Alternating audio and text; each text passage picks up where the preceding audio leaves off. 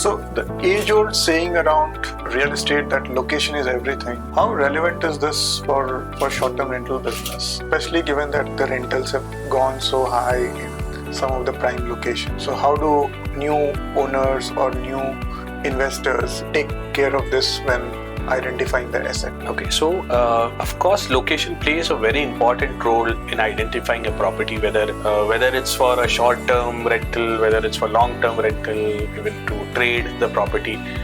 Location plays a very important role. However, when you're doing short-term rentals, especially Airbnbs, I would rate maybe 60% weightage to the location. 40% is still about the experience, because I have seen Airbnb is more to do with experience in the property rather than just being the location, because hotel as an industry focuses on location, especially business hotels or hotels built for maybe marriages or maybe for events and so on. They are very particular about location. Airbnbs are more about experience. So even if you have an Airbnb in the middle of a forest or on a cliff of a hill, probably that would perform better than Airbnb which is in the CBD of the city. Hence, I think it's more to do with experience, something which a traditional hotel or a traditional hospitality company may not be able to offer, is something which people seek for from Airbnbs. Hence, it makes more sense to have Airbnbs more experiential than just be location specific. So experience is equally important. Yes. And so is the location. Absolutely. Of course, the basics of location where you have electricity, good water, security, good roads to approach the property is something that's basics. However, even if it's far off from the railway station or airport, maybe still I've seen a lot of Airbnbs who are doing exceptionally well in terms of ROI, which are away from the cities. Sure. Next, Airbnb we understand is about hospitality. Hospitality goes with personal touch. But with AI coming in, entering into guest communication space, dynamic pricing through AI. So how important do you think, how it will change the whole landscape of guest management and property management as more and more owners and operators move towards AI for streamlining the business? Sure. So I think, of course, we cannot ignore the AI wave that's been there around.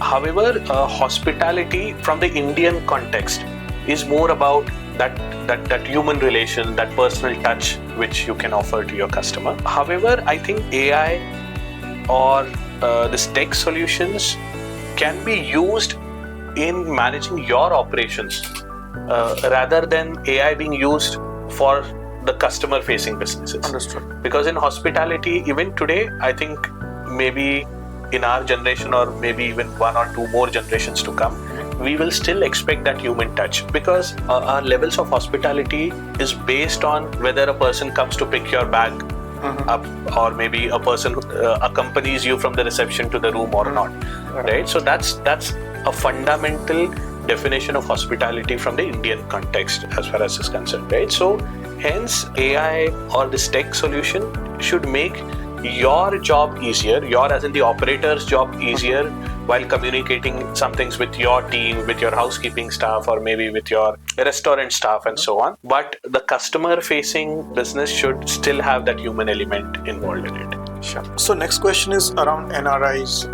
How should NRIs go about identifying the right asset firstly? And what are the frameworks they should deploy in terms of post-purchase management of that property?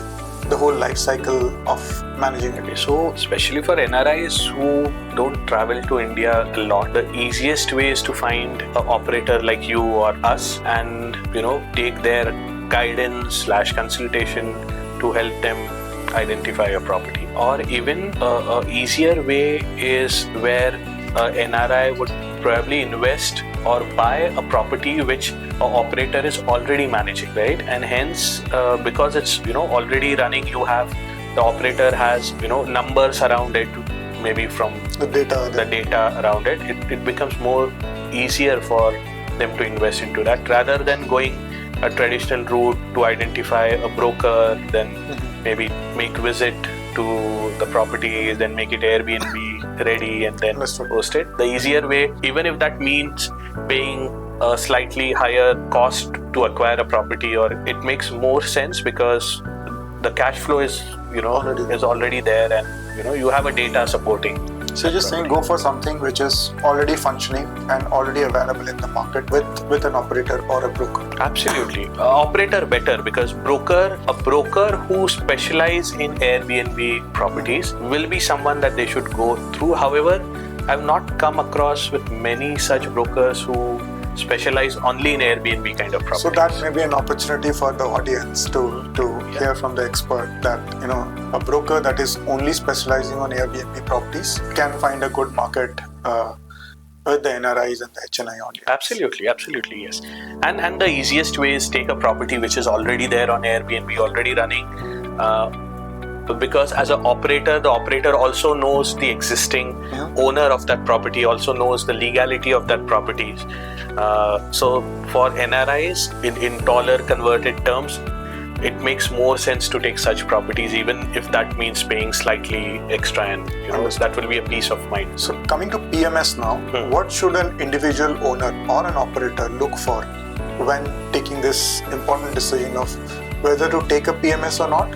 And if to take, what are the key things to look for in a PMS? So basically a property management software is something that you're speaking about, right? So again, depends on what's the scale of business that, as an owner, he wants to go to. So suppose if an owner is sitting thousands of kilometers away from you and wants to know how his property is performing, what's the occupancy, what kind of reviews the property is generating, what is something that the operator is handling on behalf of him, then I think it makes more sense for the operator to have a good property management software which is built for such kind of businesses.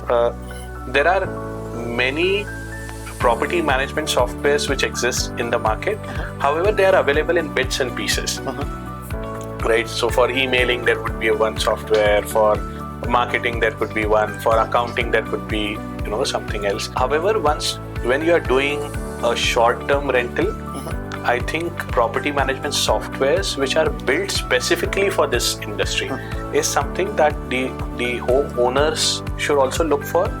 And from the operator point of view, it gives them more a sense of transparency to the owners, and makes the operators work more easier, I would say, instead of generating maybe Excels every week and sending it to the owners. It's basically at the discretion of the owner when he wants to open his dashboard and have a look at their particular property. So I think it makes much sense to have a PMS system from day one, a property management system from day one, to maintain that transparency. So questions around guests now.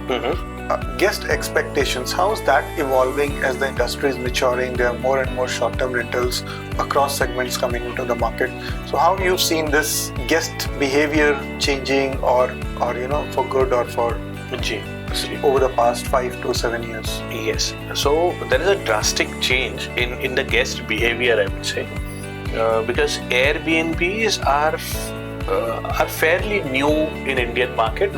When I say new, I compare this with the traditional hotel industry. Even today, when people book, or even when we book hotels, when we travel somewhere, the expectations are maybe morning 7 to 10 will be a complimentary breakfast. Maybe if it's a 5-star kind of property, they might offer a free pickup and drop and all those things. So we know what to expect at this price, because the industry is too old, the hotel industry, the expectations are set. However, in Airbnbs, because all Airbnbs are different, there is no standard rule that a 3-star Airbnb should have this, or a 5-star Airbnb. There is no star rating as such.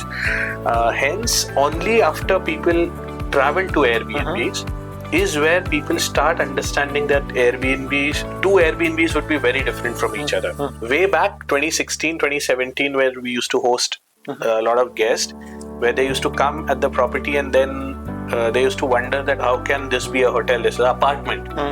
And then they used to expect a breakfast to be served, and then few of our Airbnbs did not have breakfast options in them, and then they used to say, oh, how come your name says bed and breakfast and it doesn't have a breakfast. Yeah. So, however, now since it's more than 10 years that, we have been doing it, I see a lot of guests are familiar with Airbnb concept and, and hence people ask a lot of questions on what to expect in this property even before booking. And I think that people have evolved, so we don't get very weird reactions when people come to Airbnb seeing that, it's not a hotel, it's an apartment. So even the guest is evolving. So last 3 to 5 years, we've seen a massive growth in this whole business. Yes. What lies ahead for next 3 to 5 years for this industry, especially from an Indian context? Okay. Anything or everything that gives you returns in terms of ROIs, which are higher than the traditional return, the entire industry moves towards that. That's what happened with Airbnb in India. People started buying apartments to convert that into Airbnbs and increase their rental yield. However, just like any other business, there is a stagnation.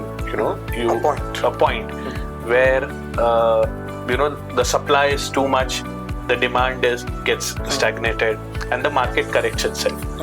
I think every few years every 3-4 years we reach that point. So what will matter going forward is the service quality, because again 10 years back it was more of experience. In the current time, Airbnbs are becoming more of commoditized stays. You go in a building, there are say 10 or 20 Airbnbs, so these are more of commodities now. However, it will again move to experiential state when people will realize that it's not a passive source of income but a full-time business. A lot of people might pull their hands back from this as business, and then maybe again the service industry will evolve. So going forward, because there are a lot of AIs and a lot of tech products coming in, I think a human element will have more value and people would seek, and maybe in many cases will pay a premium if there is a human value involved in that. Understood. Thank you.